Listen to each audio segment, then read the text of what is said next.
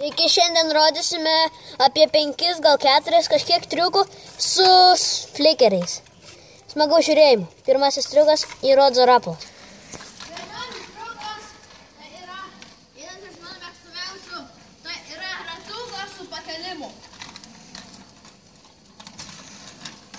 Manote, labai geras triukas, bet pavojingas. Kitas triukas yra dar vienas. Antras triukas.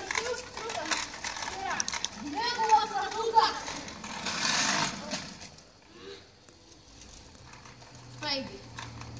ratukas labai naudojamas, bet vis tiek. Trečias triukas. Triukas yra mano draugo mėgstamiausias. Kaip ten daromas? Taip, nukryžiuotos kojos. Aš nemoku paužuoti įvą. Bet jeigu mokat važiuoti, tai jūs esat spoko. Taigi taip. Kryžiuotos kojos.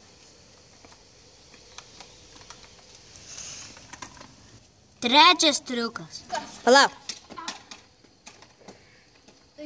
Oi, tai yra ketvirtas. Ketvirtas triukas. Tai yra pasistatymo triukas. Aš nenorėjau apsistot. Važiuoti labai greitai. Kai man sustot, plaukti stabdžius ir nušokit. Ir volia.